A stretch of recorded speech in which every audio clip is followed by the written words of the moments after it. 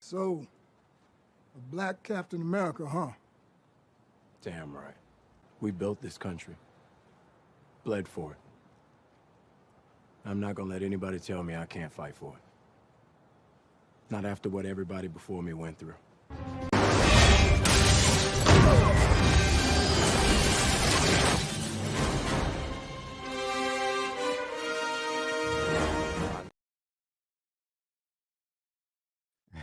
Hello, everyone. I forgot to add myself to the stream. How y'all doing out there? Hey, what's going on? What's going on? Happy Monday, not happy Sunday. Happy Monday. Hopefully you all had a great day today, whether you're at work, whether you're off, you're on break, whatever you got to do. I hope it was a nice first day or second day of the week, excuse me. But I want to say Merry Christmas to everybody. If you celebrate Christmas, happy Kwanzaa. Happy holidays, all that good stuff. I hope you guys, had the best holiday you possibly can if you do participate in that sort of thing. And I want to thank all of you so much for tuning in to another episode of Just My Opinion Reviews, this movie news roundup show. Please let me know how I'm looking. Let me know how I'm sounding and all that good stuff. Hopefully everything is sounding good and crisp and clear and all of that good stuff. And again, just thank you. I didn't want to do a show yesterday, of course, because it was a holiday. It was Christmas and I was chilling, and I'm pretty sure everybody else was chilling as well. And so I was like, maybe I could do the show, but I was thinking, no, they probably just want to do their own thing and, spend time with family and friends or just doing whatever you want to do, which is all good with me. But, I missed last week. I got tied up with some things, so I missed you guys. Hopefully you missed me too. This is going to be a super long show today. Well, hopefully not too long, but I do have a number of topics that more than often, more than usual, and so I may be going through a little bit expeditiously today.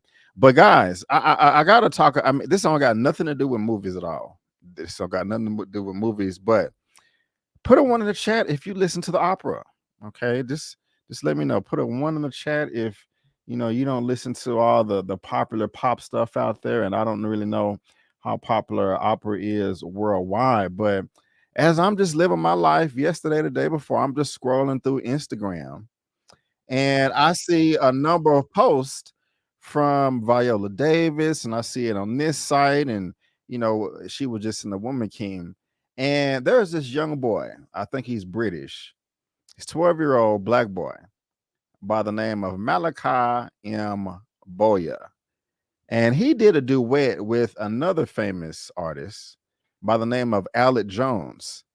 And my goodness gracious, y'all, this was some of the best vocals I've ever heard in my entire life.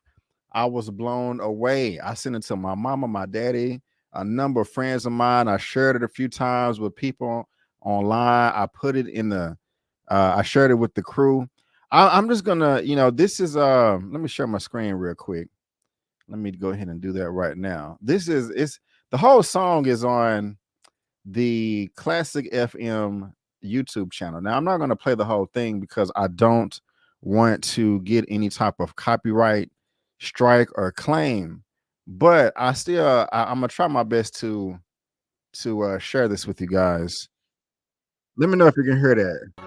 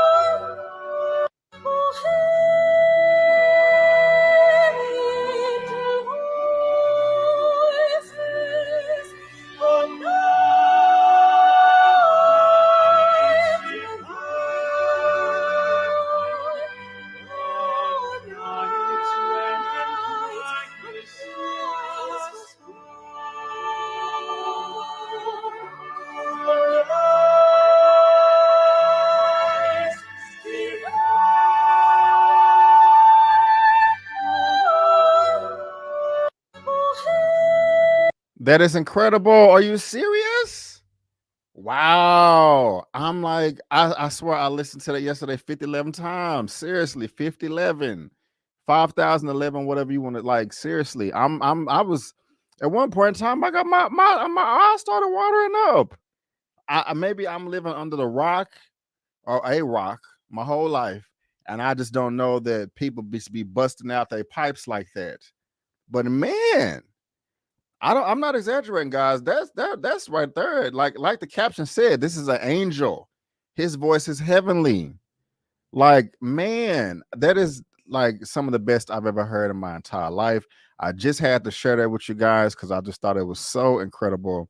I don't know how popular he is. Unfortunately, he was heckled at one of the events, but that was easily shut down. But other than that, everybody is praising this young man. His name is Malakai M Bayoh. And I just had to give him a shout out and some praise because I just thought that was wonderful. And I want him to win. I want him to make it. Yeah, Kenny. Yeah, he sings for the people who can't. He is great. Like, it's just incredible. It's just incredible. So I just had to share that. But also, let me clean house a little bit. I don't know if this is a bot or you're actually doing this on purpose. And I've seen your name in a few of my comment sections on my videos, but Manasis Nasamento, you are really spamming the chat and the comment section, and that is not cool. Please don't do that. Please don't do that. It is not nice. Don't want to have to block people, but if it comes to that, But anyway, I had to share young Malakai with you guys. I had to clean house. I got 51 people watching right now. I want to start it off with the super chat. Wakanda forever. Thank you so much for the $2.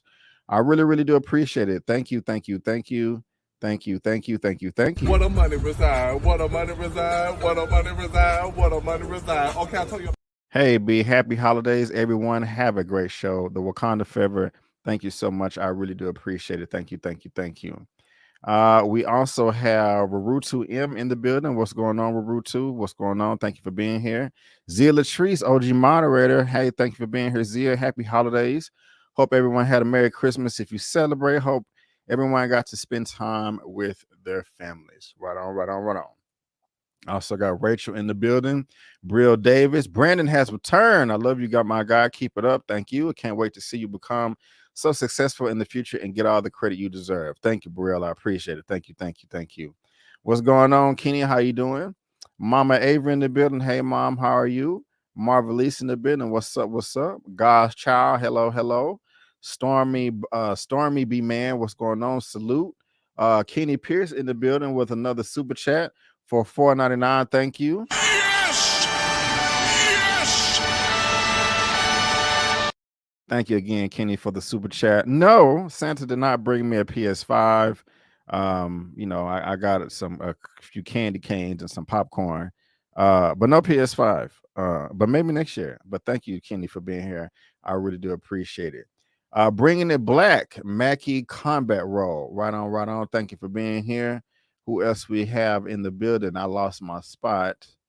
Where am I at? Where am I at? Let me scroll up. It went all the way to the bottom. Okay. Well, we got Melissa in the building. Hey, what's going on? Strictly Starlight. Hello, hello. How you doing? Aisha K. What's up? What's up? What's going on? What's going on? It's Latasha. What's going on? How are you? How are you? Let's see who else we got in the building. Let's see.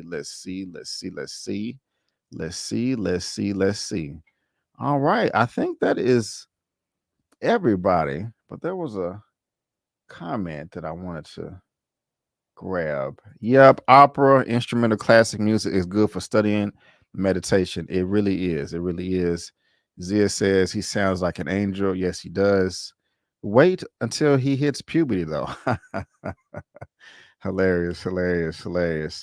Yeah, it will be different. I can't wait. I cannot wait. And guys, thumbs up the video, thumbs up the video, thumbs up the video. But ladies and gentlemen, boys and girls, I do want to thank you so much for tuning in to the latest episode of the Movie News Roundup show, number 89, and we are getting closer to 100. Probably going to reach that sometime in March of 2023. I am coming to you live right now on YouTube at youtube.com/justmyopinionreviews. Also, twitch.com/justmyopinionreviews. Haven't got my Facebook yet, but if you like what I have to say, you can follow me on social media. My handle is up on the screen, and I would really appreciate it. You can't see it right now, but that's Just My Opinion 84. And also, if you would like an audio-only version of this broadcast, links for that is in the description box as well. I am on all of these outlets, all of these platforms right here, as well as SoundCloud. And so go ahead and get your download on. I don't know if anybody will be popping up today, but just in case, Ron Burgundy, sir, I do need your help. If I'm gonna do this, I'll need my news team at my side.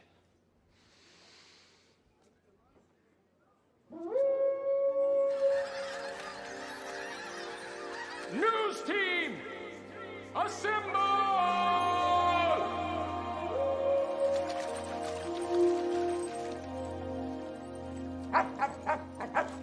News team, assemble! Ron, thank you so much. I really do appreciate it. He always comes through in the clutch. I always can depend on Ron Burgundy. And also, before we get started, to all my lovely moderators out there, please.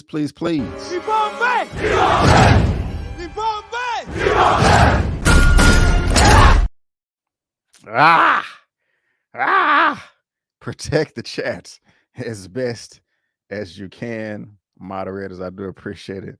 That's what's up. And like Zia said, please like the video, subscribe if you are new. But let's move on to the first topic of today. And it is in the description box of this video. But, it's the end of the year. It's, end of 2022. It's flown by, and we're about to step into 2023. And people have goals. People have benchmarks they're trying to hit, whether you're a big company or a small one or in between. And this large one right here, Netflix, it says, hey, we are changing some things in 2023. We've been nice long enough, okay, but we are sick of it. You guys are taking advantage of how nice we are. We've been letting you share these passwords for the longest, and we want to eat too. So they said enough is enough. Brings us to top title. Topic number 1 coming from Collider.com. Netflix to end password sharing in 2023. The streaming giant has plans to charge users for sharing their passwords. My. Do you have a Netflix account? How does this make you feel? Are you going to cancel? Are you upset? I think Wednesday is. Have you seen her show on Netflix? Says right here, after the mega boom that trailed the long COVID months for Netflix, the streaming platform has had to endure a shaky year so far. The platform had to endure a huge subscriber exodus in the first quarter of 2022, partly due to the fact that fewer people were spending time at home. Since the company has been mulling over initiatives that may help boost its subscribers once more, one of the tactics discussed was ending the password sharing feature per the Wall Street Journal. The plan may well truly be upon us in the very near future. The streamer intends to set up systems that will hinder subscribers from sharing their Netflix passwords with devices outside the homes unless they pay to do so. Now, the plan is already undergoing a test run with the streamer's Latin American countries version, with the process involving validation codes on login pages and the option to add a second user. It remains unclear how the plan might work in the US and other parts of the world. However, it is not the only trick Netflix has employed to boost its subscriber numbers. The streamer has only the past November launched a lower cost ad-supported subscription tier.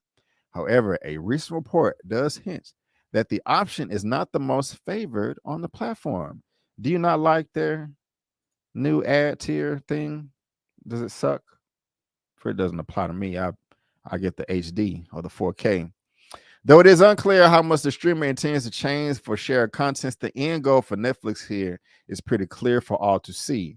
With the password sharing feature no longer being available at cost, all users will have to pay more or get their own subscription plan, with the most affordable option starting at $6.99.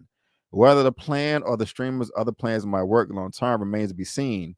However, the streamer has to perhaps thread a fine line with new policies so as not to alienate future number of its subscribers base, but the giving number of brilliant shows on offer like Stranger Things and Wednesday, the movie could prove a stroke of genius. Stay tuned at Collider if you want more. Again, if you're watching this via live or on the replay, there's a link down to this article in the description box below for you to read at your own leisure. So how do you feel about this, guys? I mean, I you can't do nothing but respect it, in my opinion, but I think it is common sense that some people are going to be upset, which doesn't make sense to me. I know that's coming, but you can't get mad at them for wanting you to pay for their service. I mean, people have been, taking advantage. It's possibly Netflix's fault, not implementing this from the jump. Don't nobody want to start paying for something they've been getting for free, kind of, for the longest. I don't know. I mean, I have Netflix, but I don't just watch it like that. So it doesn't bother me too much. Root to pay me my money. Yeah, that's exactly what they said. I don't care anymore. They are just struggling. Their balance sheet and bottom line sucks. Wednesday was the best thing I saw on Netflix next to Stranger Things this year. I still need to finish Wednesday. I started it but didn't finish. And so, but Rachel says sharing is caring. It is caring. Yeah, it's very caring, but they're losing money, apparently. Or They're making a lot of money and they just want to make more. The homie says, Brandon, can you pray for me? My dream is being an actor. You're going to see me on the silver screen one day. Power of the tongue. The homie saying a prayer for you right now. Hopefully it will be answered. But I believe in you, man. If you believe in yourself, just work hard, you know. And yes, you said power of the tongue. Y'all all shout out the homie. Hopefully you will be on the big screen one day, on the silver screen. But how you feel about this Netflix too? Let me know. Let me know. Kenny says it was bound to happen eventually. It was cool while it lasted. Yeah. Yeah. So anyway, guys, if you're watching this via live on the replay, let me know. Or excuse me. Yeah. If you're watching this via live on the replay, let me know what you think about this in the comment section below. If this is a big deal to you, if you like Netflix, what type of tier do you have? How much are you paying? All that good stuff. If you think this is going to hurt Netflix or help Netflix, let me know down in that comment section. Because like I said, I am really interested in knowing. But now let's go ahead and move on to the next topic as well. And this is from Collider 2. And I love this, guys. I think this is a great idea because I don't think anybody should be lied to by these big studios. But have you ever seen a movie, or excuse me, been at home and you've seen a trailer for a movie and you're like, man, that looks good. I want to see that. It piques my interest. It piques my interest. They're gonna have this actor, this actress, yada yada yada. I love them. Hey, let's go see the movie or let's rent it. And how would you feel if, you know, who is your favorite actor out there right now? Let's just say, I don't know, Kathy Bates, random. And she's in the trailer, but she's not in the movie. Well, that's exactly what happened with a movie that came out a few years ago called Yesterday. I saw the movie. I thought it was good. But according to this report from Collider for topic number 2, you can now sue movie studios for false advertising with deceptive trailers. Wow. The ruling comes after 2 Ana de Armas fans successfully sued Universal over the actress's appearance in Yesterday, or a lack thereof. I think this is great, guys. And again, if you're watching this via live on the replay, there's a link down to this in the description box below for you to read at your own leisure. The case in question revolved around the underrated 2019 Danny Boyle film Yesterday. This musical adventure had the interesting premise of his main character, played by Himesh Patel, profiting off of a world that forgot about the classic band The Beatles. The trailers before film release showed that Ana de Armas would be playing a role in the film. However, if you were a fan of the now famous actress, you would have been disappointed by complete lack of her in Yesterday. This caused 2 fans of the actress to file a lawsuit in January, claiming they rented the film after seeing the trailer for Yesterday and making the discovery that she was cut from the final product. Now, Universal wanted the lawsuit thrown out, as they would go on to argue that the trailers were protected under the First Amendment. They further claimed the trailers were artistic, expressive work that should be considered a 3-minute story rather than an outright commercial. However, Judge Wilson, and shout out to him, rejected that and considered movie trailers commercial speech, subject to California's false advertising and unfair competition laws.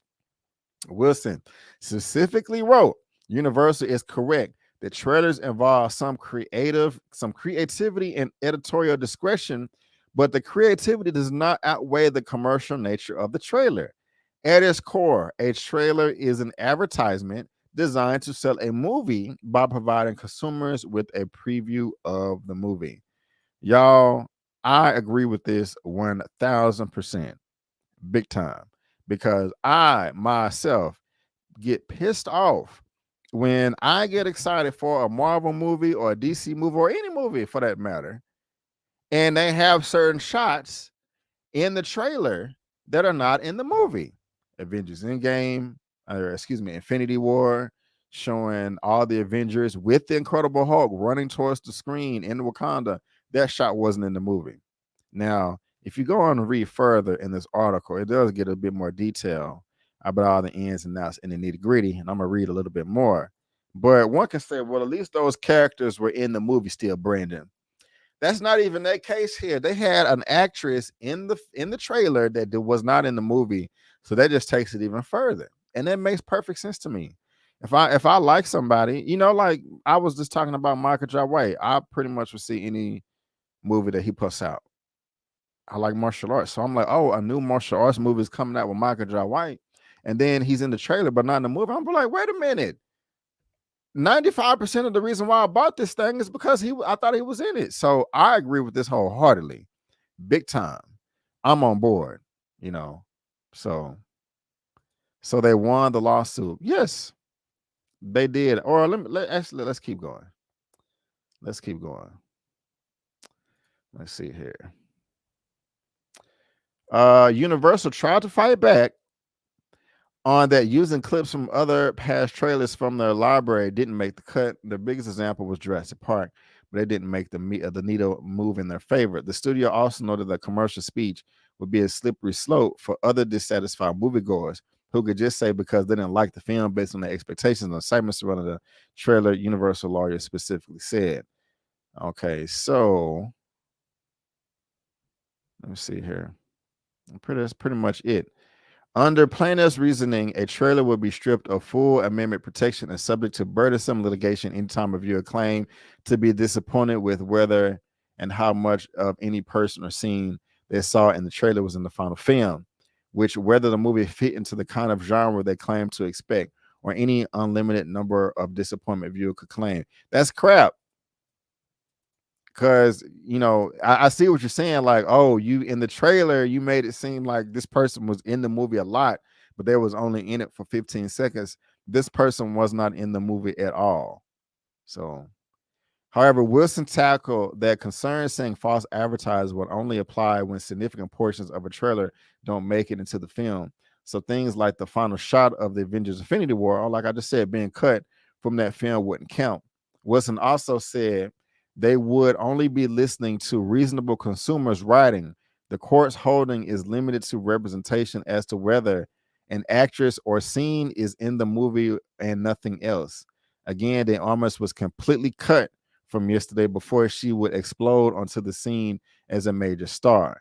She was going to be the secondary love interest for Patel's character, but screenwriter Richard Curtis said the actress was cut because audience didn't like the idea of taking away focus from the primary love interest. The 2D Armor fans paid $3.99 to rent the film and are now seeking $5 million. Oh my gosh! As representatives of a class movie customers. Wait a minute. The 2D Armors fans paid $3.99 to rent the film and are now seeking $5 million as representatives of a class of movie customers. Because of the ruling, the case will now proceed to discovery and a motion for class certification. Wow. What'd be funny is if they did win and they won the $3.99 back. They just got a refund. That would be funny. I mean, that would be funny to me. Wow, $5 million. They asking for, man. As of now, you can sue studios for false advertising if you have a legitimate argument.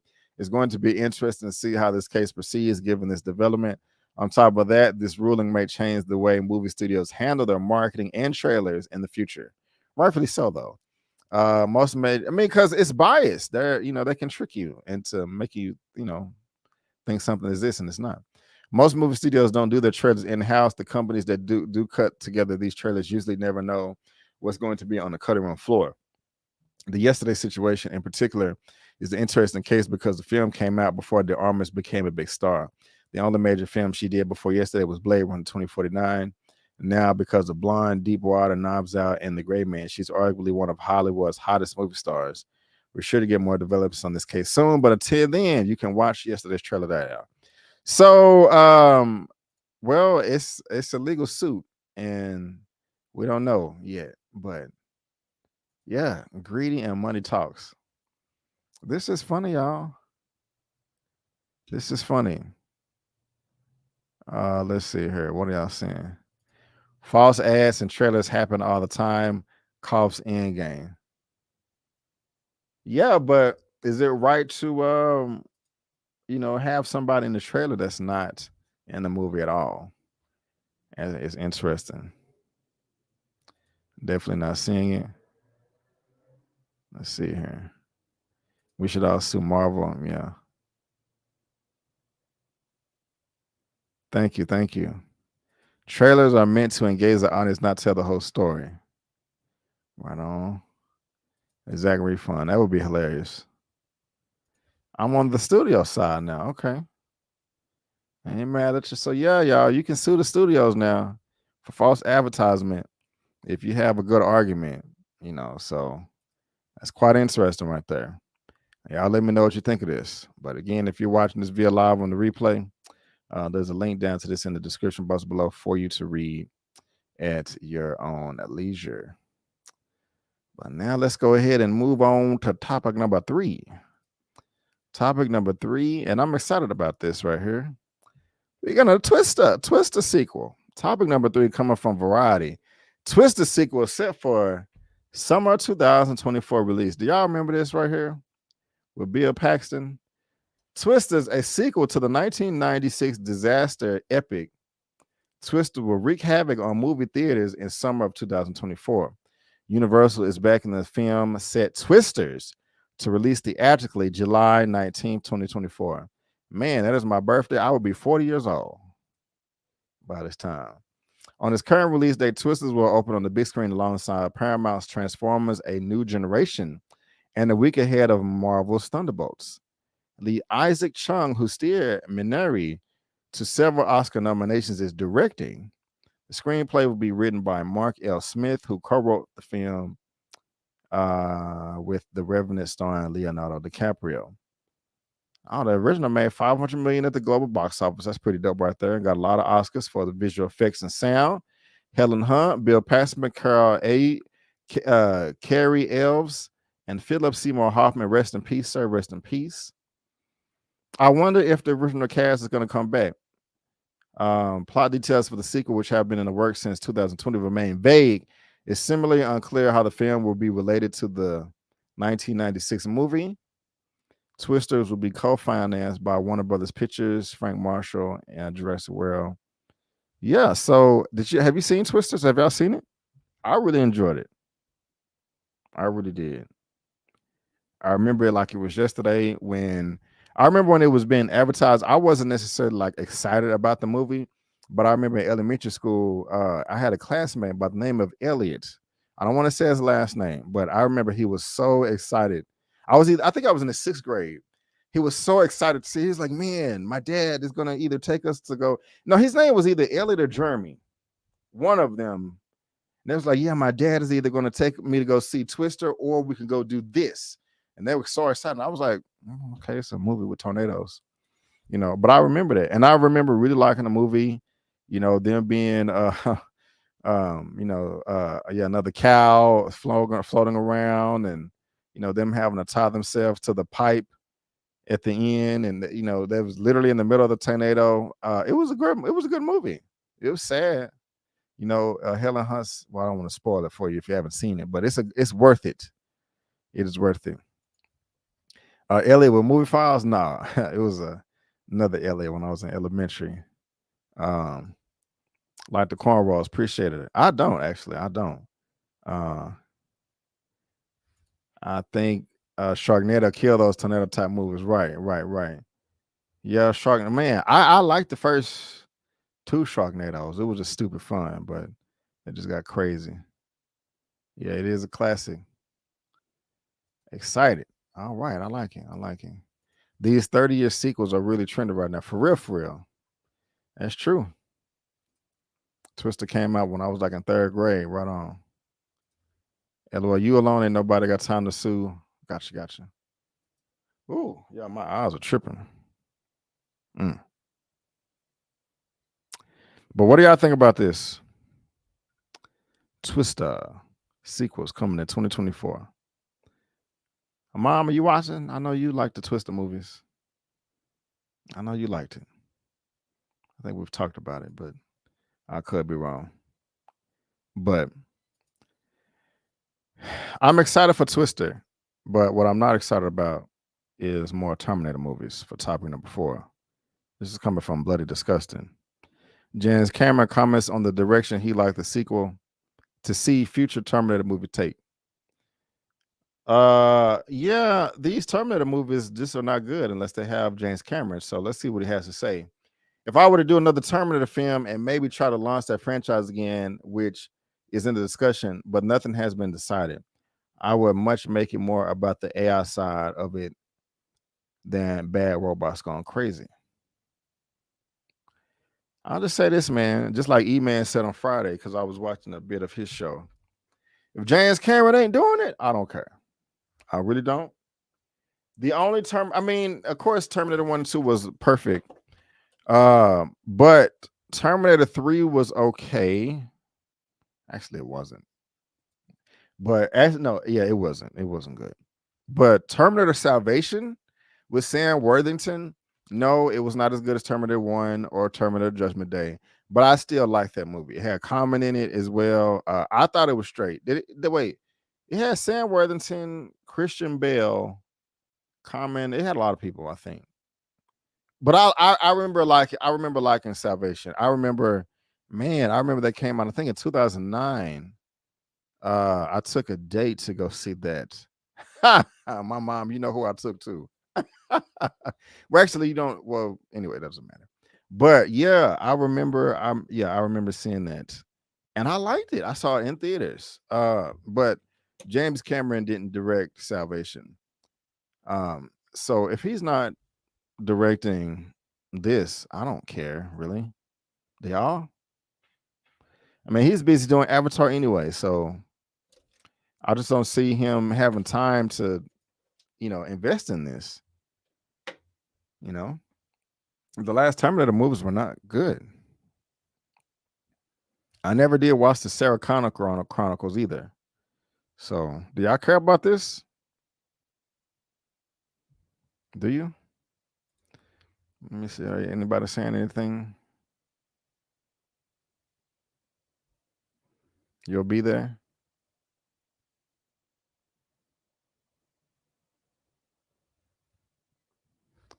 Yeah, nobody cares about this. Okay. I don't know if that franchise will work today. Send T-800 to the U.S. to fight Predator. Yeah, colonial times. James Cameron was involved in Dark Fate. Said enough. Enough said. What if James Cameron was just a writer? I don't know if you ever do that. It seems that he's going to write.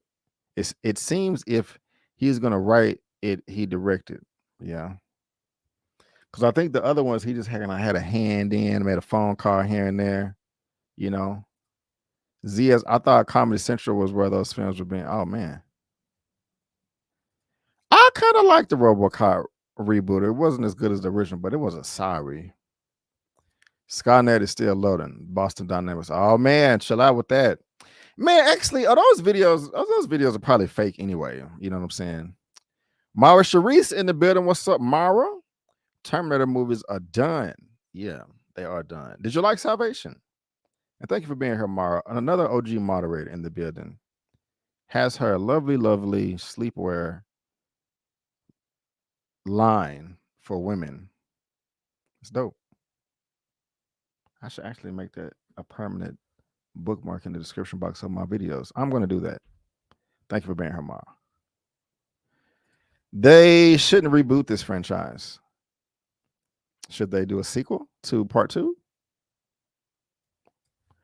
Faith, Family, and Fun Review says, no, I don't care. I don't blame you. I don't blame you. I don't care. I don't care about it at all if Cameron is not involved, right? He needs to be more than involved. I don't want to see it unless he's directing. I'll just say that.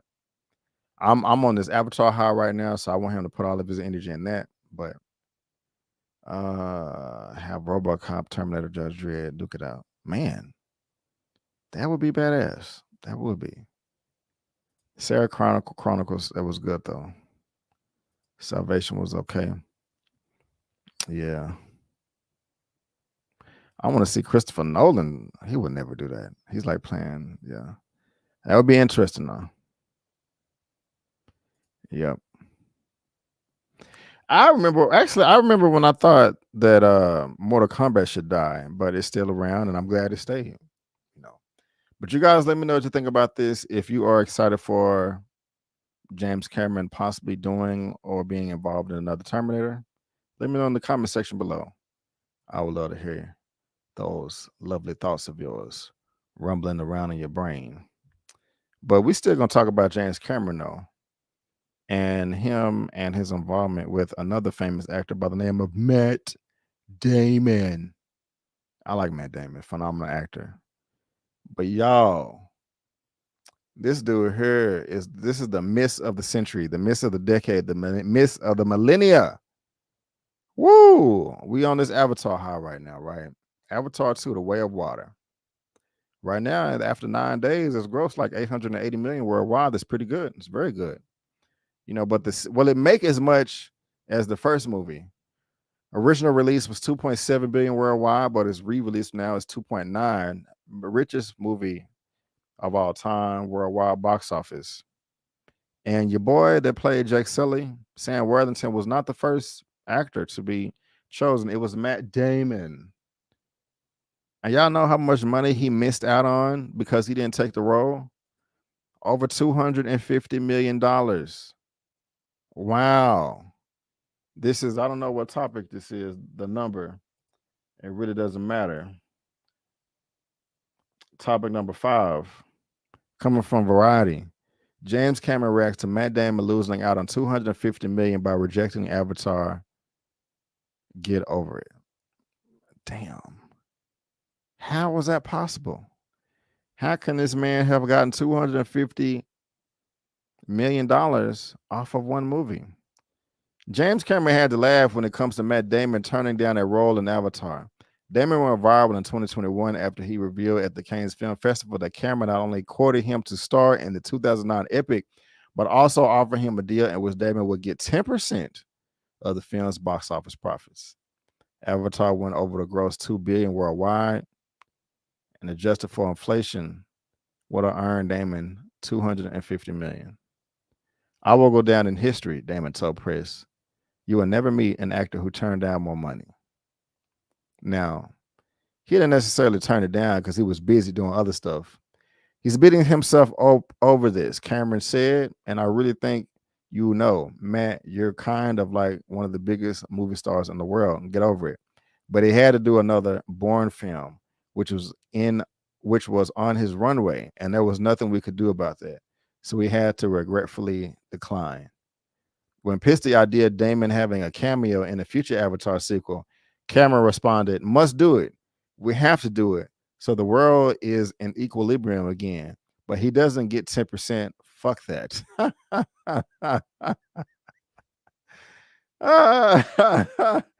You know, because nobody in the world knew that Avatar was going to gross as much as it did. This is unheard of. You know what I'm saying? So, man, Damon said at the Cannes that he turned down Avatar because he had already committed to finishing up the Bourne action trilogy with director Paul Greengrass.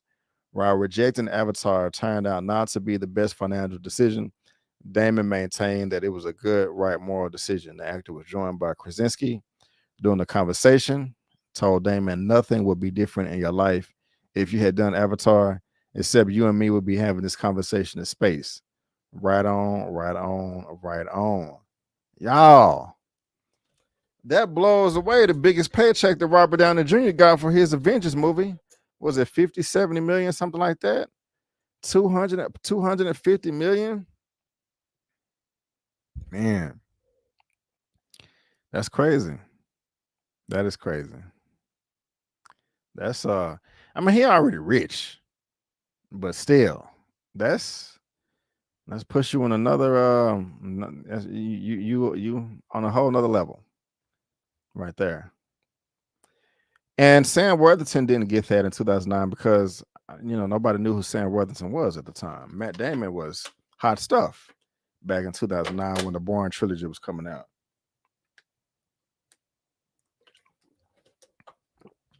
%.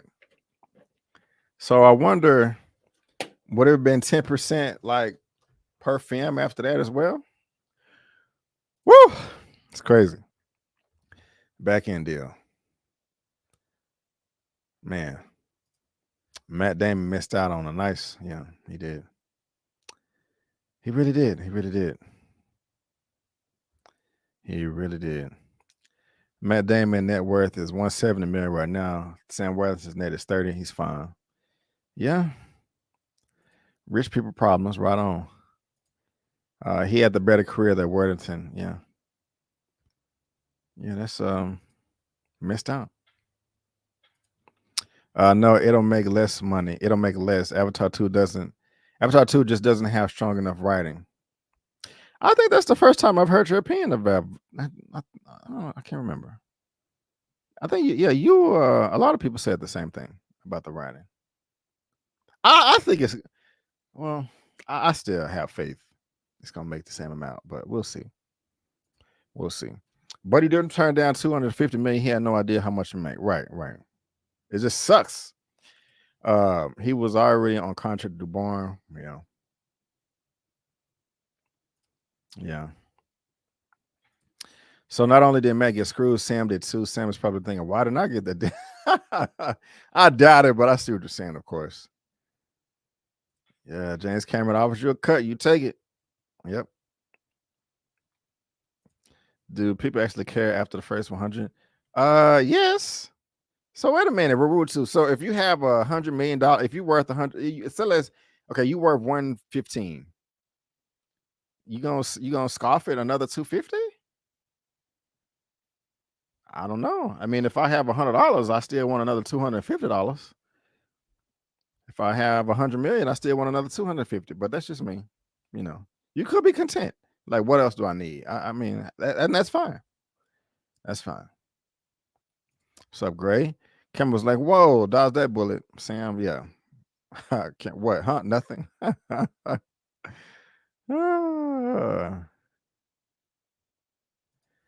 Sometimes it's better to use the lesser unknown actors and make a project special, right? I'm not always using the bigger names. New talent should be embraced at all times. This is true. This is true.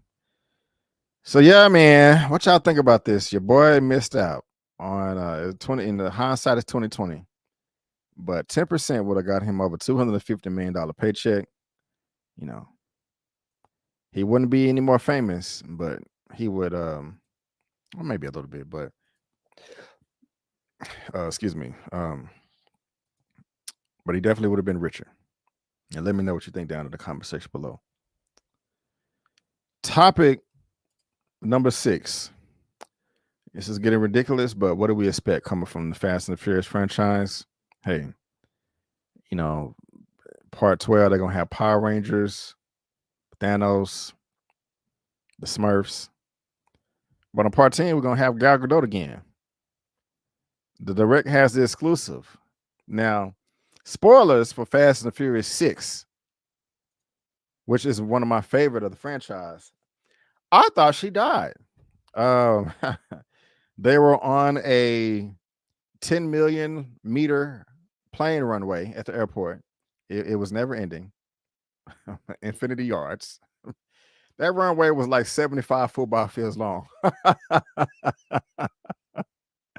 Going, I don't know how fast it was going, but it was going fast as hell. And she fell off the plane. But I don't know, maybe Superman or Goku came and flew in and saved and scooped her up off camera, and we didn't see it, and she just been hiding out, as a sleeper cell, because she is back, baby. She is back for part 10. Why the hell not? Why the hell not? This is coming from direct.com. Gal Gadot is reuniting with the Fast and Furious family. While Gal Gadot's DCU future is currently unknown, the same can't be said for the franchise where she made her huge big screen debut. And you know what? She gonna come back swole as hell. No shade, but I look, I'm going to admit, when Gal Gadot was first cast as Wonder Woman, I was like, what? The woman from the Fast franchise? She's too small. She doesn't look big enough at all. I got a lot of crap. But, Gal Gadot worked out, put on weight. She fulfilled the role as Wonder Woman. It looks great. So I had to eat my words. So I'm assuming she's still in shape. I don't think she would lose weight for this. That would be bad. A bad idea, in my opinion. But she's going to be coming back. And apparently she's going to be swole as hell. The 20-year Fast and Furious franchise saga is still going strong. Its next installment, Fast X, will premiere May 2023 and bring back much of the franchise's primary cast, though not director Justin Lin, who directed Fast 5 movies, while introducing a new villain played by Gadot's fellow DC star Jason Momoa. But Momoa is about to make his Fast and Furious debut. Really? I don't even keep up with this. So yeah, she's back. Like, I mean, Han, first Han, now Giselle. Like, Han blew up in a car. He exploded. But apparently not. Man. What do y'all think about this? Are y'all happy? Y'all sad? Does it even matter? She can't act. She all right. Yeah, Han did die. He got blown up. Fake death. I'm sorry, but what you saying? But this ain't nothing but pretty privilege and pity from being cut from DC. Interesting. Fast X, the multiverse of cameos. She sucked in the series. Don't insult the I mean, hey, they did that last time when the Ludacris and Tyrese was in space. Damn, that was so stupid. God, that was dumb. The remote control to control the satellite broke. So they said, hey, we can't do our job now. Let's just crash our spaceship into the satellite to fix it.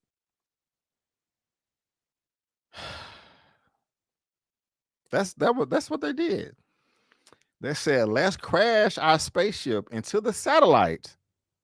Let's make a collision course on purpose in space, and that's gonna fix it. So after they do that, man, I guess they could just do anything. They're gonna have Barney and friends in Fast 11.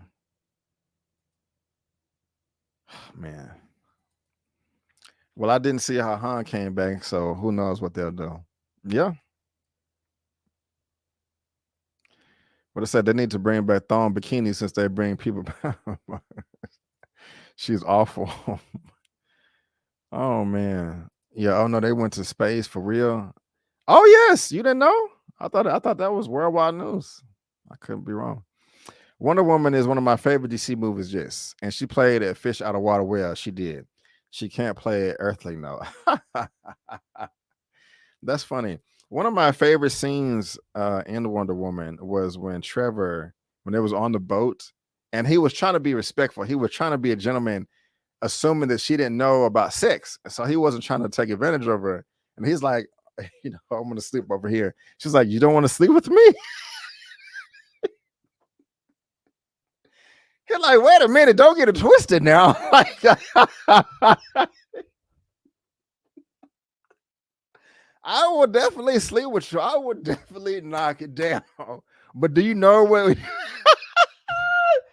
No, I was laughing my butt off.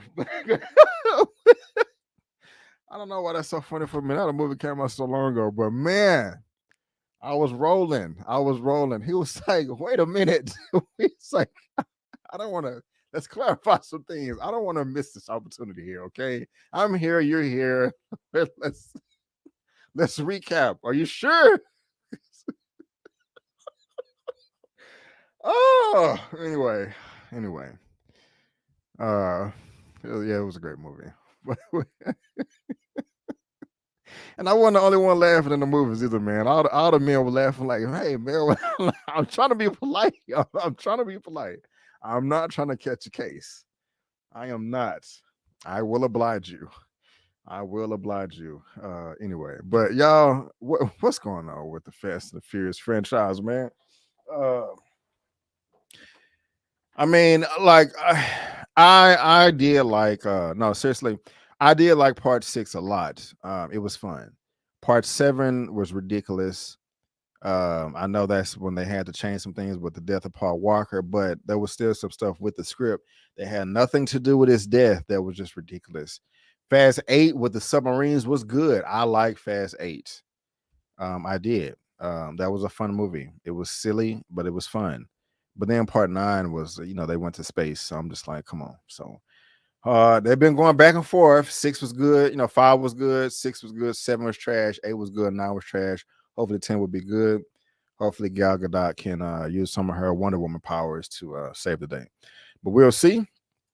And again, there is a link down to that in the description box below for you to read at your own leisure. And now let's talk about Mr. Chocolate. Do y'all know who Mr. Chocolate is? Mr. Perry. If you watch the latest season of Atlanta, you know who Mr. Chocolate is, aka Tyler Perry. I'm gonna talk about some black stuff real quick. Blackity black. Okay, I'm done. I'm sorry. I got carried away. This is topic number, I believe this is number 7. Talking about our boy Tyler Perry. This is coming from Variety. Tyler Perry to direct Netflix's 6888, a World War II epic about a black female battalion. Interesting. I wonder what Larry thinks about this. I'm just joking.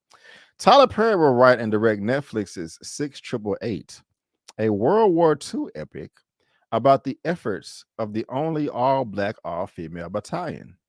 I have never heard about this, guys. Have you guys? So far, does this tickle your fancy? Let me know. I'm curious. In addition to directing, Perry is also adapting the screenplay from Kevin H. Himmel's article about the is this a typo? 68th, 68th. Okay, I don't know what I'm doing today. Battalion, published in World War II History magazine by Sovereign Media. Oh, my dumb ass. 6888. Oh, Lord. 6888 tells the true story of the 855 women who joined the war effort with little knowledge of their Herculean task at hand, which was to sort through and fix 3-year backlog of undelivered mail. Facing discrimination, unfamiliar land, and a war-torn country, they persevered and succeeded in record time in sorting over 17 million pieces of mail. Damn. Their efforts allowed American soldiers to reconnect with their families and loved ones back home. According to Netflix's press release, the motto that kept them going each day was one they created themselves. No mail, low moral. The women of the 6888 weren't just delivering mail, they were delivering hope. Wow. That sounds powerful. Until recently, little had been documented about the 6888's Postal Directory Battalion, but on March earlier this year, President Joe Biden signed the bill for the woman to receive the Congressional Gold Medal, Congress' highest honor. Why didn't you do that in the 90s, man? No, Perry teased the project to Variety in August, saying his next movie was going to feature some incredible people that were overlooked for years. Producers include Perry Nicole Avant for her Excellency Productions, Carrie Silek for Intuition Productions, Carlotta Espinoza, Aggie Bones, and Tony Strickland for Tyler Perry Studios. Peter Gubar and Mandalay Pictures will serve as executive producer. 6888 marks Perry's 4th film on Netflix, following all those you see right there. Interesting. Okay, I want to see this. Work ethic. Right. Y'all funny. Tyler still ain't hired writers yet. Yeah, I think they listed the producers. Who's writing this again? I know I read it. Let me pull it back up. Did I have this up the whole time? Could y'all see? I hope so.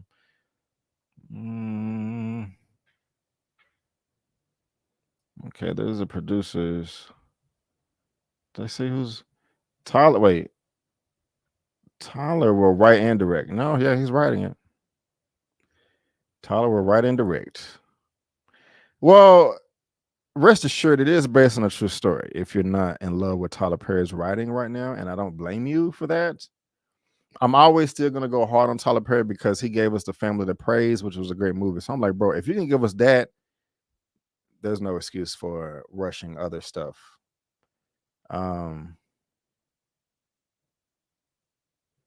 Let's see here. Yeah, what y'all talking about booties for? I missed something. Never heard of them. Must do my own research. Me neither, Mara. I've never heard of them either. I don't know about Tyler directing and writing this. Yeah. I mean, he's not a horrible filmmaker. He just needs a second opinion. What's the casting? Y'all know who he is. Yeah. Let's see here. They delivered the mail during World War II. I think they just sorted the mail, but I don't know the story. This is my first time reading it. Tyler bit odd more than he can chew. No.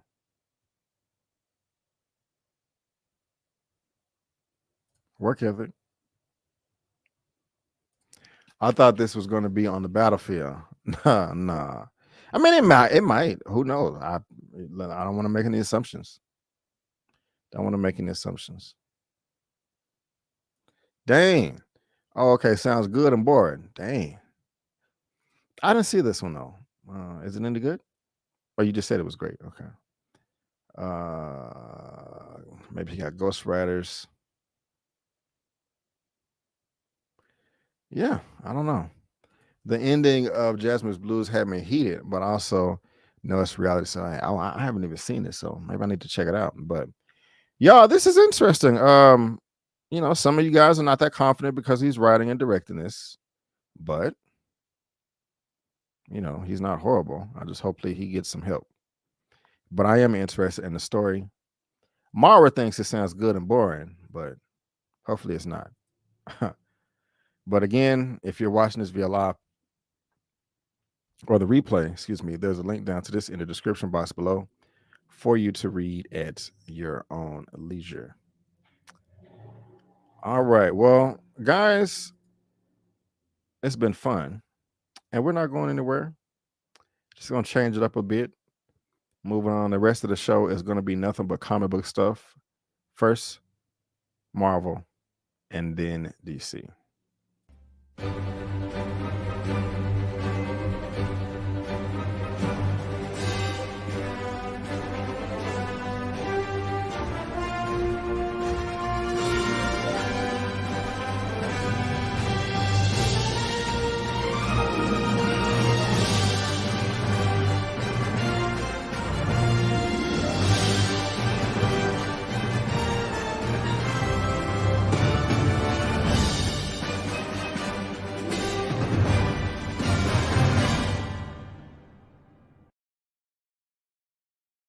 All right, yeah.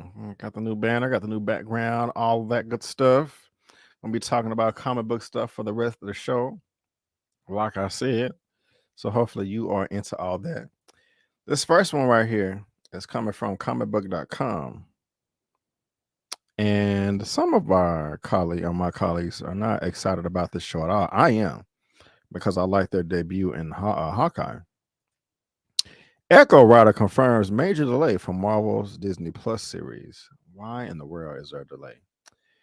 In a new episode on Ben Blackler's writing panel podcast, Dare revealed there are still quite some time before the show will be ready for release. That will probably be a year from when it comes out, Dare said in the release of The Cosmic Circus. When it was first announced, Echo was given a summer 2023 release date, though it now looks like it will fall in winter 2023 or 24 slot, previously taken by Agatha Coven of Chaos. Given that the WandaVision series has yet to begin filming, it's likely the show will be inevitably delayed as well. In the same podcast appearance, Dare revealed that while her time on the Marvel show was much different than other stops in Hollywood, she was able to carry things over she previously learned from working on Better Call Saul. You don't do sort of a general overall break, and then we lay out some arcs, and then we go on back end brick by brick. There just simply wasn't enough time to do it in that way, she added. So it was sort of grabbing things from like The Act, which is a limited series on Hulu, which we broke fairly quickly. So taking some of that, laying out some tent poles that we are more or less stuck with, our shifting them around with the way we did. So it's delayed. And now I'm not upset. Well, I mean, I want to see it, but I'm not upset. We'll see it eventually. But are y'all disappointed that Echo is being delayed a little bit? No? Did y'all like her in Hawkeye? I did. I forgot. I can't remember what Eman said. OneTakeBigDog, Larry, or Lamont. I know Elliot didn't care for it, but you like it, Mara? You said it was a thumbs up? Hopefully, yes. But we'll see. I'm ready for Phase 5. But y'all let me know about that. What y'all think of that? Now, we also got this right here, which may get you a little bit excited. I don't know. You tell me. But Hugh Jackman confirms Deadpool 3 we're going to be using a time travel device. Now, you can do anything with time travel. This is coming from direct.com. As part of a recent interview, Deadpool 3 star Hugh Jackman revealed the upcoming Marvel threequel will utilize time travel to make its story move along. Excuse me. Jackman, better known as Wolverine from the Fox X-Men franchise, announced his return to the role after many thought it was his last time wielding the claws in 2017's Logan.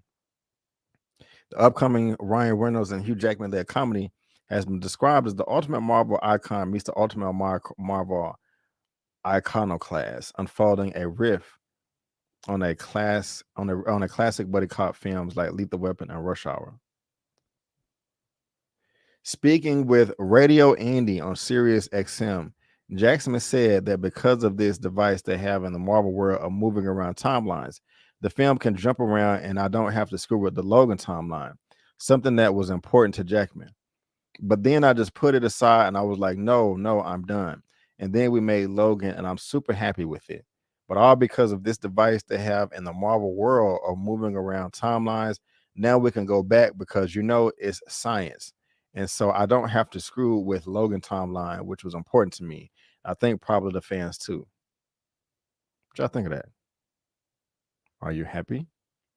The actor also went on into what brought back the character of Wolverine, noting that he was going to be done after Logan. However, upon seeing Deadpool, all that he can see was Nick Nolte and Eddie Murphy in 48 Hours, and he knew that this kind of dynamic audience hadn't had before. If I'm really honest, I'd announced Logan was my last, and then I went to see Deadpool movie, and I was 20 minutes in. I was like, curses. All that I could see that whole movie was the first. I love the movie, but all I could see was Nick Nolte and Eddie Murphy in 48 Hours. And I was like, this is something I haven't done with the character. That's kind of a dynamic we haven't done before. Then it just kind of goes on to how time travel can play into Deadpool 3. I'm a fan of, are y'all excited about this? Said pass on Echo. No, I'm not upset about Echo. I don't mind an Echo delay. Yeah. Hawkeye was enjoyable. Y'all rough. Yeah, I liked Hawkeye. Nobody did. Now, I don't think this is a surprise though that we're going to be getting time travel elements in Wolverine or Deadpool. What you say, Kenny? 1 and 9. Thank you. Hit the like button, y'all. Yes, hit the like button. Just like Mr. M Bison says. Yes! Yes! Thank you. Like how many likes do we have? Let's see. We have 120 people watching. Thank you, all of you. I do appreciate it. And we have 85 thumbs up. That's it. Can we get at least 100? If we got 120 people watching, I would appreciate it. Thank you, thank you, thank you. Thank you. And thank you for the super chat, Kenny. I enjoyed Hawkeye. I want to see it. I hope it's not a bunch of cameos from previous X-Men coming from 2 minute screen time and adds nothing to the story.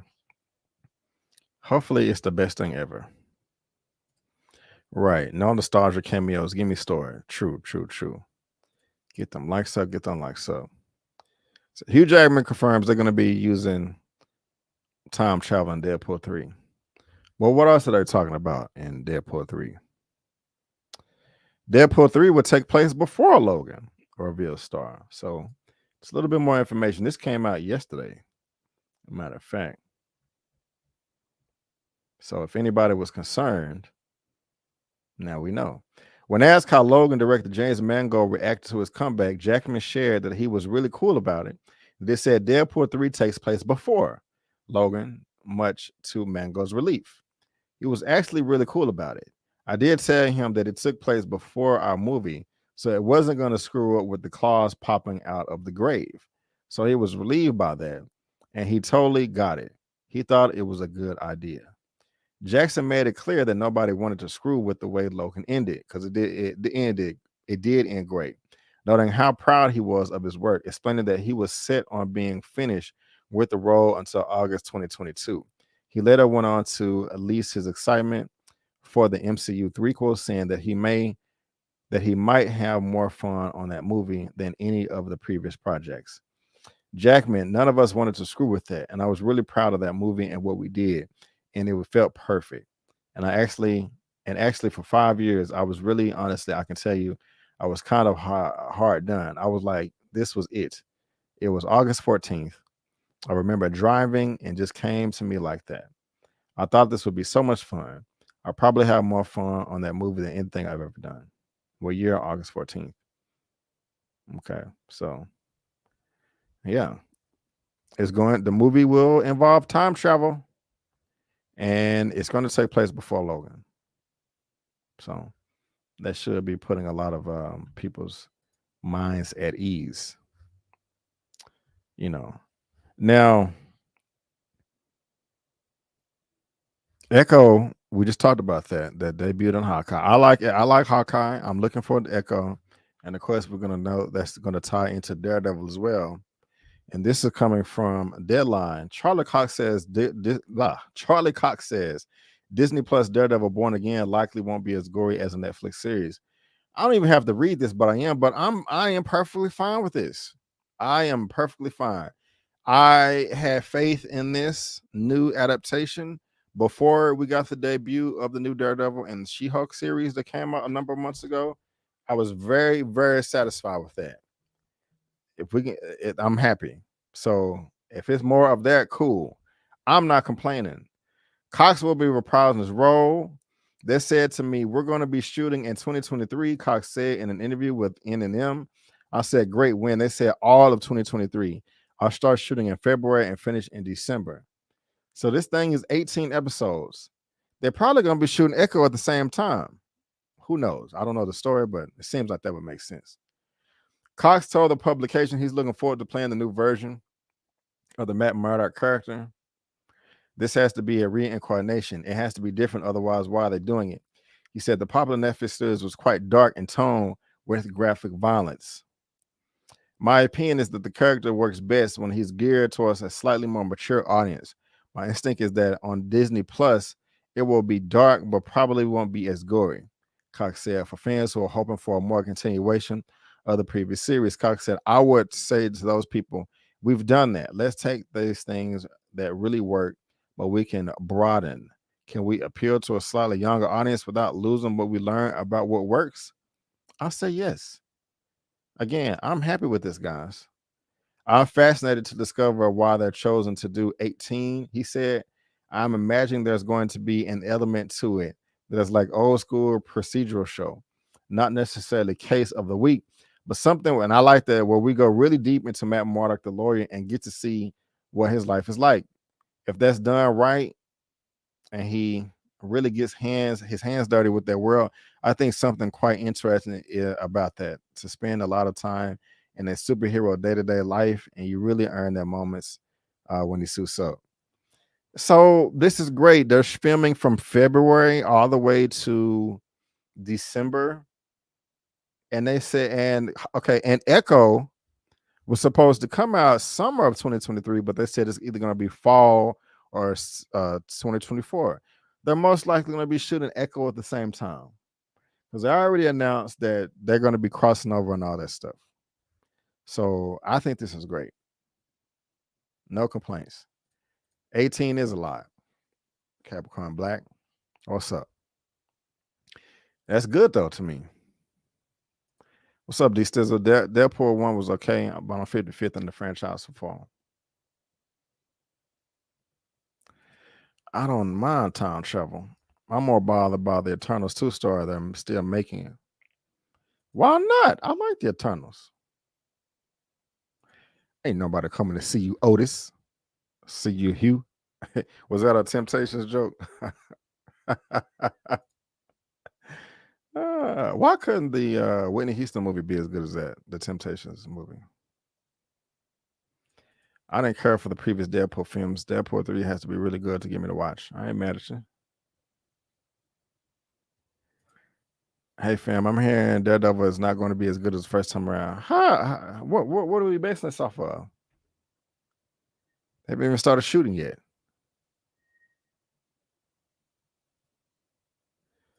Oh, well, maybe. Oh yeah, they do have a relationship, so they were smashing. So 18 is too many. No, why? I got tripping talking about canceling shows. No, why would they do that? Kevin Feige, I mean not Kevin Feige, but Bob Iger's back too for 2 years. Yeah, so. But y'all are letting me know like I always ask. But I'm okay with this. 18 episodes filming from February of next year to December of next year. Hopefully Echo will be shooting at the same time. I'm down. I am down. But y'all let me know what y'all think about that. Y'all let me know. Y'all also let me know what you think about this. Ant-Man 3 director teases Avengers level movie for Ant-Man 3. We gotta wait to 2024 for Daredevil, but we only gotta wait a couple of months for this. Peyton Reed, director of February's Ant-Man and the Wasp: Quantumania, teased a step up with the third installment of the trilogy, put it on the level of Avengers movie. The next MCU project to release is Ant-Man Quantumania, will be sci-fi adventure and will explore Ant-Man and the Wasp and the quantum realm. In an interview with Entertainment Weekly, Ant-Man and the Wasp: Quantumania director Peyton Reed teased that the third installment in the trilogy will be more on the level and scale of an Avengers film than of the past two Ant-Man films. Reed expressed that he was done with Ant-Man stories being seen as palate cleansers, and that he told as much to Marvel Studios president Kevin Feige. People feel like, oh, these are fun little palate cleansers after a gigantic Avengers movie. For this third one, I said, I don't want to be the palate cleanser anymore. I want to be the big Avengers movie.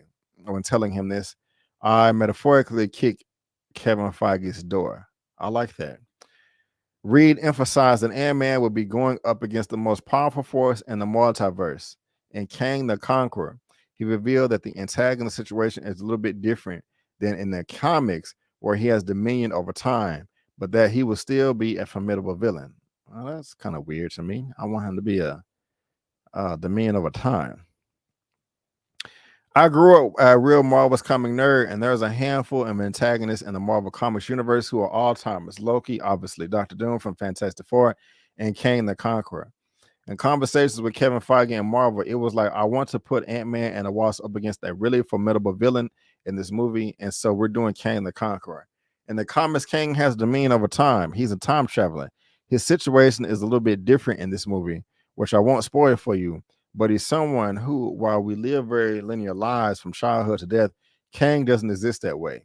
It struck me as an interest to take the tiniest Avengers in some people's minds, maybe the least powerful Avengers, and put them up against one of the most powerful forces in the multiverse.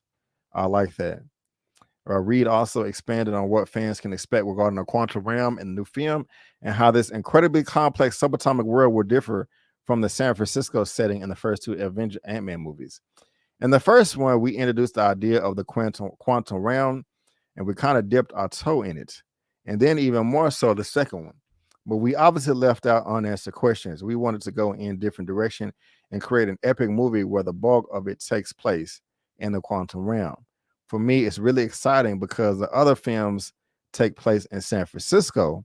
And this one, we're creating this incredibly complex subatomic world and all the environments and ecosystems and creatures and beings in that inhabit that world. Yes. I am excited about this. No more palate cleanser, guys. He said he want to play with the big dogs. That's what he said he wants to do. No more palate cleansers. I'm not mad at him. I wouldn't want to be a palate cleanser either.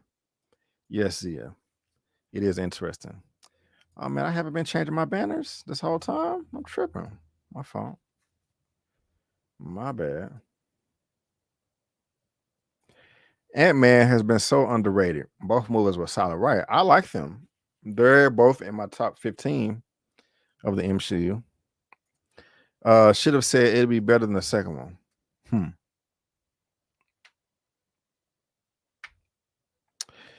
Going back to Daredevil, 18 episodes is plenty of room to bring in more street level heroes like Luke Cage, Mr. Knight, etc. Right. Yeah, man. I'm looking forward to this Ant-Man. Mainly because of Kang. If Kang wasn't in it, I wouldn't be as excited. I'm just being honest with you guys. But I'm really excited about this. I think it's going to be dope. I think it is going to kick off phase 5 in a great way and knock the bad taste out of everybody's mouth. Because a lot of people didn't like phase 4. So, and a lot of people like Wakanda Forever. A lot of people didn't like Wakanda Forever. But y'all let me know what you think of Ant-Man. But also, guys, for Marvel, and this is coming from Entertainment Weekly, Black Panther Wakanda Forever was originally a father-son story before Chadwick Boseman's death. Director Ryan Coogler revealed in his initial plan for the sequel, which would have focused on T'Challa and his young boy. We had some crazy scenes in there for Chad, man. It's interesting. And I don't know if I'm like excited to hear that, but director explained that this original version was absolutely nothing like the final film, and it would have picked up right after T'Challa 5-year disappearance in Avengers Endgame. While T'Challa was absent, his partner Nakia would have given birth to their son, Sant. In the script, T'Challa was a dad who had this forced 5-year absence from his son's life. Coogler told Times the first scene was an animated sequence. You hear Nakia talking to Sant. She says, "Tell me what you know about your father." You realize that he doesn't know his dad was the Black Panther. He's never met him.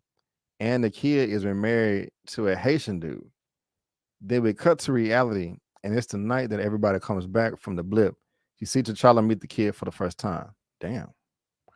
The script would then flash forward 3 years to trail T'Challa as he co-parents his now 8-year-old son. Namor, the villain played by Tenoch Huerta, would still have been the film's primary antagonist, but Coogler added that he and the CIA director Valentina Allegra de Fontaine, Julia Louis-Dreyfus, would have slightly different roles in the story. We had some crazy scenes in there for Chad, man. Coogler said our code name for the movie was Summer Break, and the movie was about a summer that the kid spends with his dad for his 8th birthday. They do a ritual where they go out into the bush and have to live off the land. But something happens and T'Challa has to go save the world with his son on his hip. Really? After Boseman's death, Coogler and Cole reworked the story to chronicle Shuri following her brother's footsteps as she takes on the mantle of Black Panther. The final cut of the film reintroduces T'Challa's son, played by Huh. That is interesting right there. How y'all feel about that? It would have been interesting to see, but to be honest, I'm not in love with that script. And I'll tell you why after I take a sip of water.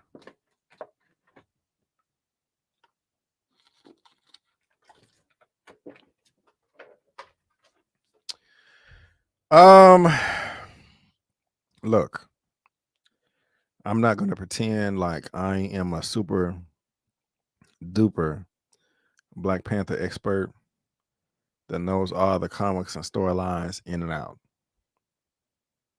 Still one of my favorite characters, but I was one looking forward to T'Challa marrying Storm, or at least dating her. And that seems like it would be impossible, if he had, well, not impossible, but difficult if he has a relationship with Nakia. And now I've heard some comic book experts, extremists, says, wait a minute, all y'all want is T'Challa and Storm to get married, but y'all didn't know that in the comics their relationship was toxic. It wasn't that good. It didn't work out, So I still want to see it. And who says that it has to be adapted just like that? In the comics, I think Happy was married to Pepper, but Tony Stark is in the MCU. So, I mean, I don't know. That's just what I wanted to see. I'm not saying that they could do a bad job at it, but, this doesn't excite me. Oh, he had multiple wives? Okay. I didn't know that.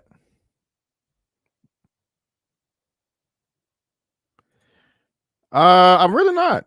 Just in general. To be honest with you.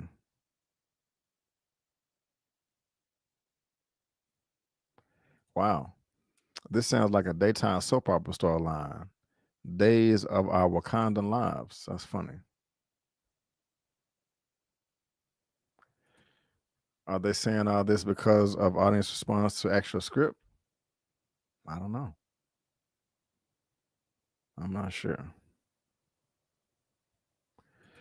Man, they should have just recast T'Challa. He was one of the few strong Black men in the MCU. Right. I'm kind of like, why y'all keep talking about a script y'all went the complete opposite on? Nice point. Rubbing it in our face. Honestly, I don't know how I feel about the original plot for the movie. Yeah. Coogler planned to turn King Wakanda to co-parenter. That boy has some self-identity issues. It saddens me to think about what could have been, only to do a complete 180 to conflate real-life tragedy. Right. Not mad at that.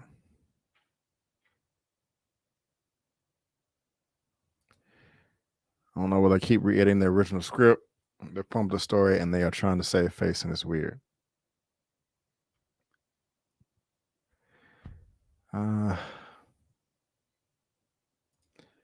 Sounds like they're trying to make up for the fact that a lot of fans were underwhelmed by the movie we got.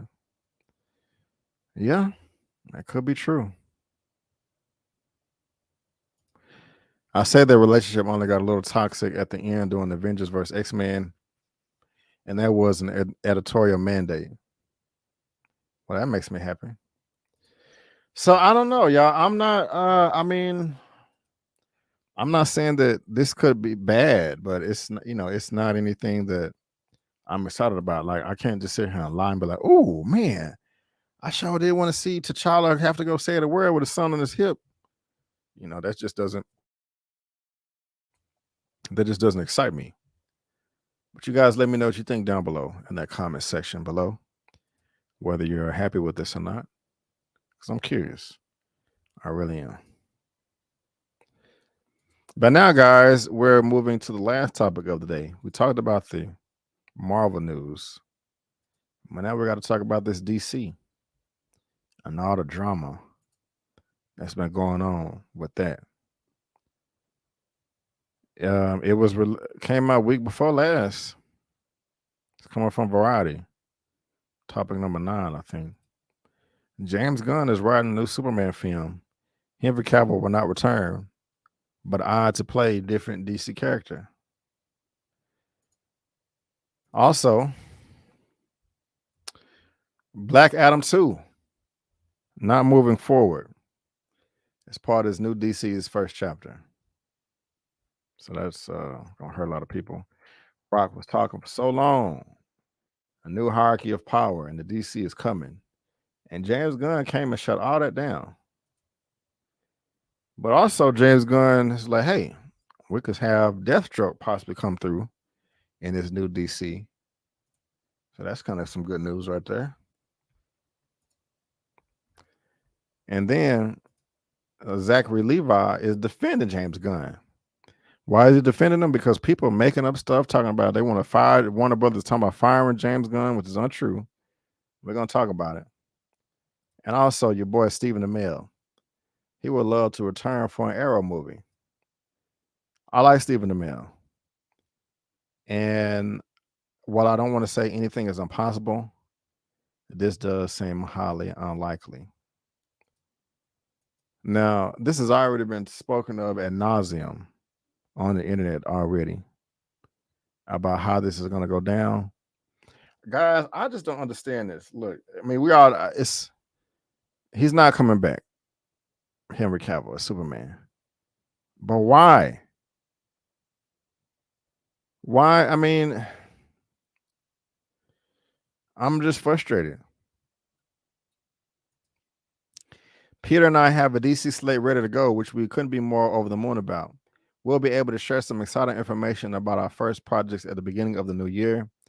The director turned label chief tweeted Wednesday evening. Among those on the slate, Superman. In the initial stages, our story will be focused on the earlier part of Superman's life, so the character will not be played by Henry Cavill. But we just had a great meeting with Henry. We're big fans, and we talked about a number of exciting possibilities to work together in the future. Now, of course, Henry Cavill already came out and spoke. I like the fact that James Gunn is actually sitting down and talking with these people instead of them just hearing about it online through, like we hear the news, because that does happen a lot. But I was so confident that the Flash movie with Ezra Miller that comes out next year, 2023, was going to be the movie to reset the DC, to start it over, like a new 52 type thing. And I was cool with it. I understand. Look, the way the DCEU or DCU right now is not working, other than Aquaman, but overall, it's just not working. It's not. So I was like, hey, this makes perfect sense. Just reboot it. Keep the same characters. You can keep Gal Gadot as Wonder Woman. You can keep Ben Affleck as Batman. You can keep Henry Cavill as Superman, but just start from scratch. That just seems perfect. And the thing about it is, even if you wanted to swap in some characters like Ezra Miller don't need to come back. You can have a new Flash, you can have a new Aquaman, whatever. That still will work because that fits into the story of rebooting in DC. That's just, some things stay the same, some things change. That was an exact line in one of the last animated movies from DC. So this really sucks. But I'm so because out of all this, they said that you still want, because the news comes out every day that Ben Affleck's supposed to be coming back to direct something. Here's Henry Cavill's statement. I know y'all read it. I had a meeting, and he says it sucks, especially when the studio just told him back in October that he's coming back, and then 2 months later, this is trash. This is trash. It sucks. For those who have been by my side through the years, we can mourn for a bit, but then we must remember Superman is still around. Everything he stands for still exists. An example he says for us are all still there. My turn to wear the cape has passed, but what Superman stands for never will. It's been a fun ride with you all. I just really wish they was keeping him, man. I really do. I really do. Does anybody feel sorry for The Rock, though? Because he was doing a lot of talking. I don't think he was out of pocket. He wasn't acting like Vin Diesel. but the Fast and the Furious have been obnoxious. Don't nobody want to work with it no more. James Gunn are not connected, and Black Adam will not be in the first chapter of the storytelling. He said the first chapter, though. And Johnson wrote in a statement Tuesday. However, DC and Steven Bucks have agreed to continue exploring the most valuable ways Black Adam can be utilized in the future. Bring him back. Now the box office is trash. It didn't even make $400 million worldwide. That sucks. Why is that? Why do y'all think that is? Black Adam, the DC superhero that Johnson starred in and produced, was to have launched a new franchise, but Johnson announced that plans for the sequel are halted and not will be moving forward anytime soon. Oh man, Gunn shared his own statement writing, "Love The Rock, but I'm always excited to see what the Seven Bucks do next. Can't wait to collaborate soon."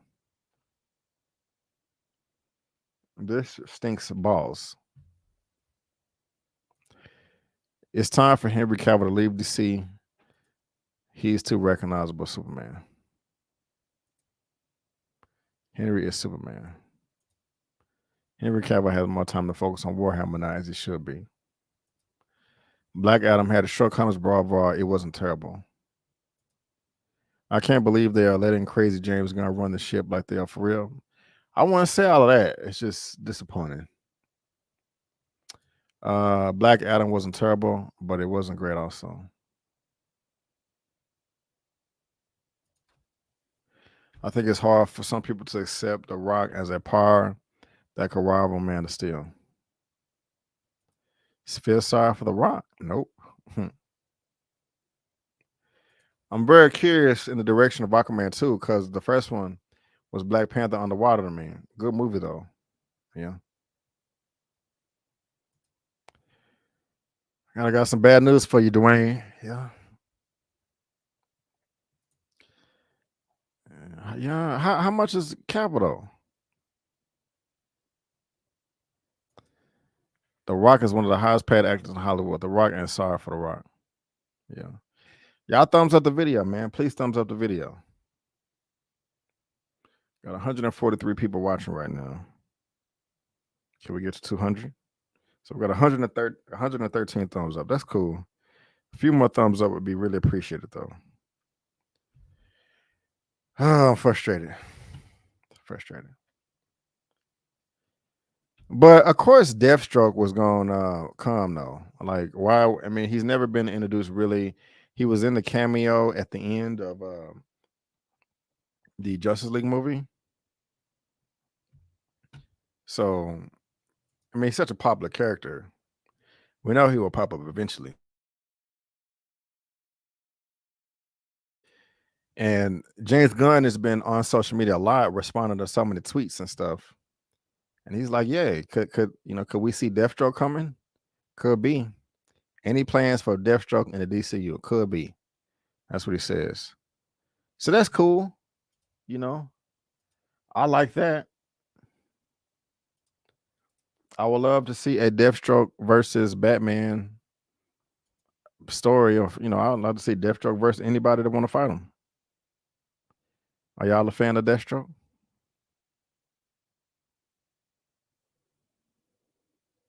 Let me know. However, with the Deathstroke potentially being part of Gunn's new DCU, this could mean one of two things for the character. And Manganiello says, since never fully got into his Deathstroke gig, there isn't much continuity baggage DC Studios will have to deal with in his movies. Bringing him into the new DCU would allow Manganiello to dig deeper into the DC character as he never got to in the past years. This could also allow DC Studios to utilize some of the unused Deathstroke ideas from the former regime and his solo DC movie. Yeah. I'm here for this. Definitely. Definitely. Black Adam felt like a 90s film to me. Plus, there was no story there.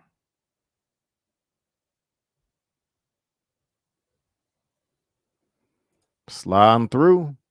Subscribe if you haven't already. Appreciate you. That's a Titans villain, barely Bateman's. I'm a pass. Okay. Didn't expect that. We got a super chat coming through from a Dane C. Appreciate you, Dane C. Thank you, thank you, thank you. Yes! Yes! $2. Superhero fatigue is what failed Black Adam. Really? You think so? Right on.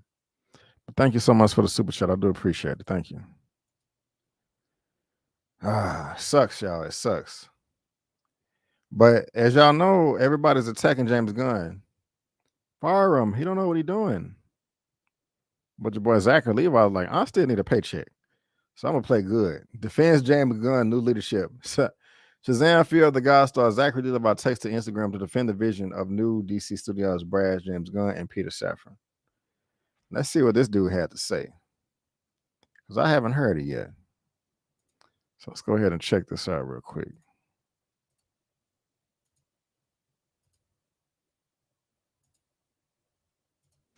Hit a one in the chat if y'all can hear it. Hello, people of Earth.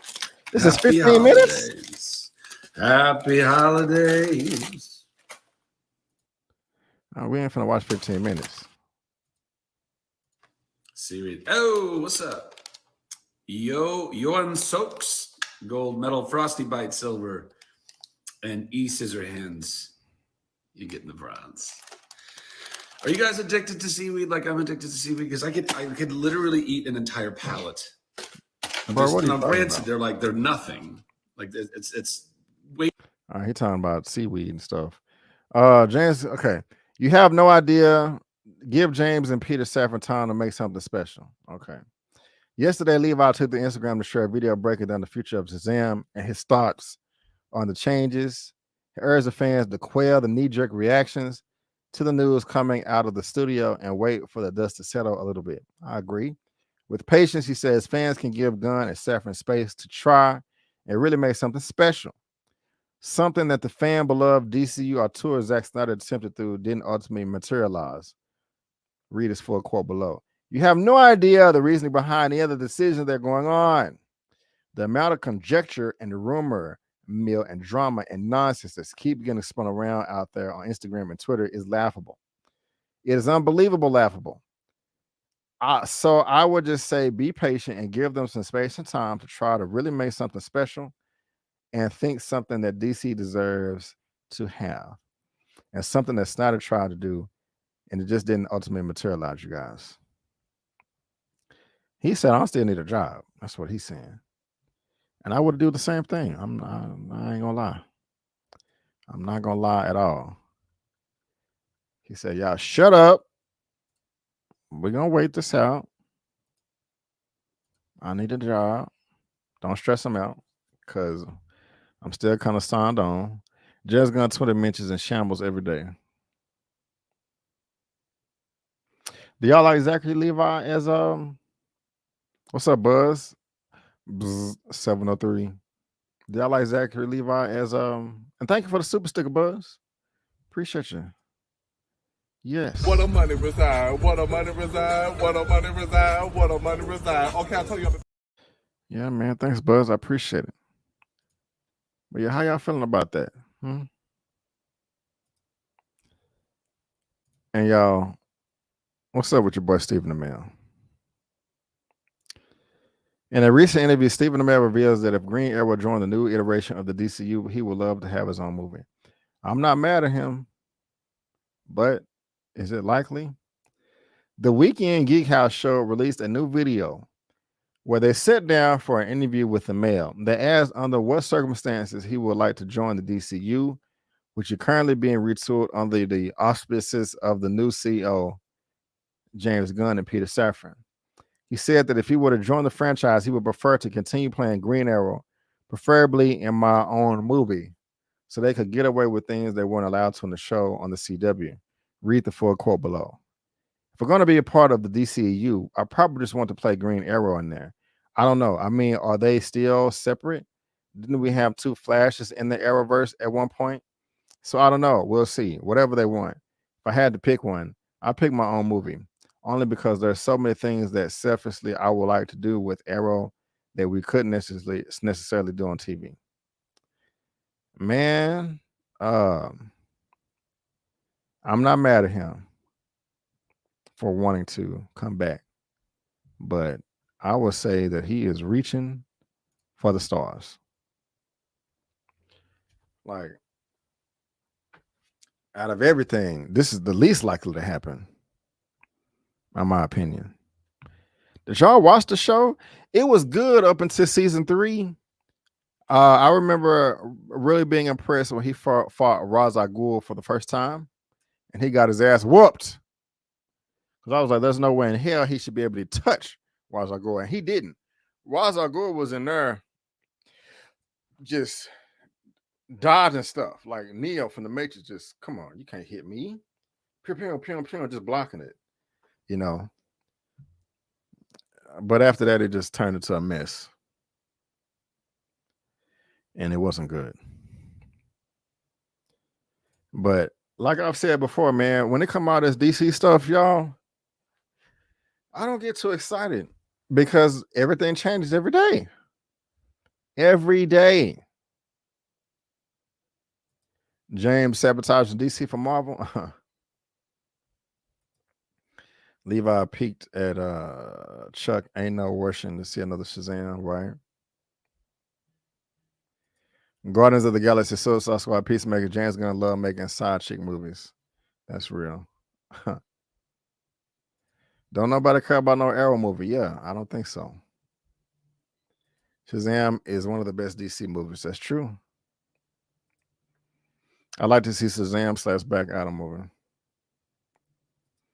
CW Oliver Queen equals Bruce Wayne. That is true, D-Stiz. I remember saying that myself. What's up, Khadijah? How you doing? Hopefully Gunn watches Superman the animated series while writing the script. I'm hopeful for a new depiction. Yep. James Gunn gave Marvel the finger when he made Suicide Squad. He showed his Marvel built up their movies in 1 hour or whatever. Probably end up on Titans. I'll start watching at the beginning of season 3. Season 5 was great and 4 was okay. 1 and 2 are top notch. Yep. He has been in anything since Arrow. He's just trying to get paid right. I can't think of nothing else. Zia Latrice, 1999. I love it.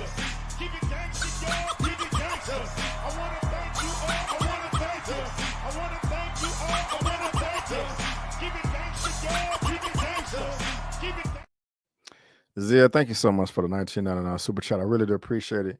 Keep up the great work. Merry Christmas. Thank you, Zia. That's so nice and sweet of you. Thank you so much, man. How they gonna keep the new unsmart Batman who needed help in every step of the way? The new Batmobile is bad. Jet engine. Ha. R.I.P.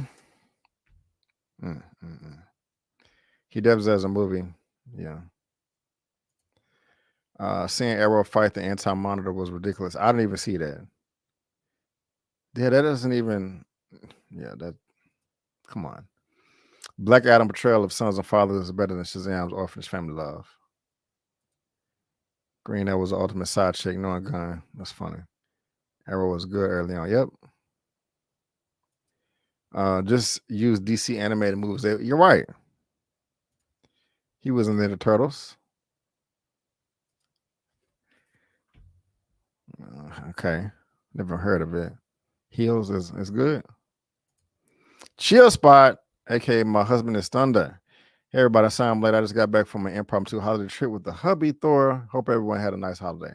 We did, and thank you. Also, DC has to stop with the different Batmans. The general audience doesn't know the difference. Yep.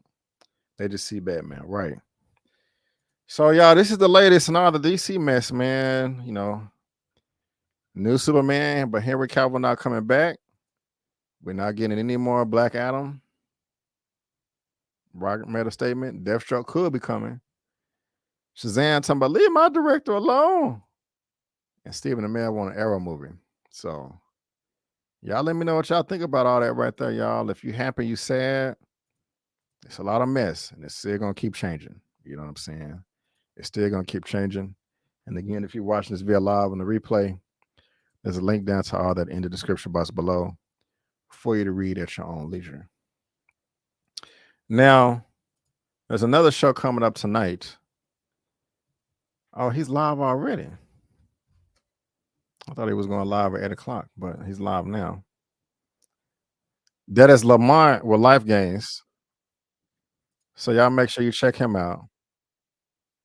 It looks lovely. So we're going to go watch Lamont right now, y'all. So check him out. Okay. Link is in the description box of this video. But ladies and gentlemen, boys and girls, I want to thank you so much for tuning in to the Movie News Roundup show number 89. Everything that we discussed today with the respective links will be in the description box of this video. If you would like an audio only version of this, it will be uploaded by tomorrow as well. And I appreciate you tuning in. I really do. If you want to follow me on social media, you can at Just My Opinion 84. On YouTube live right now, Just My Opinion, youtube.com/JustMyOpinionReviews, twitch.com/JustMyOpinionReviews. And if you haven't already, check out my I Want to Dance with Somebody review on my channel. A lot of people agree with me. I had a lot of trolls as well. They mad at me because I didn't love the movie. Got a bunch of crabs in the barrel comments and Brandon hates black women. And I was going back and forth with this one person who wants attention. T.S. Deja. She just mad that I don't agree with her on the movie. It's kind of crazy. I don't like the movie as much as everybody else. But you can check out my review if you want. I would really appreciate that. But I will be going live next Sunday for New Year's Day. The next videos on my channel will probably be my most anticipated movies of 2023. And I also have a few things I'm working on with Tyra right now. I don't know if that's going to come out this week or next week, but stay tuned for that as well. I did not finish Kendrick, but I did finish The Best Man, the final chapters. Can't wait to talk about that with you guys. But for now, guys, I want to thank you so much for tuning in. Before you go, don't forget that my name is Brandon Keith Avery. That's just my opinion. Peace out, and I'll see you next time.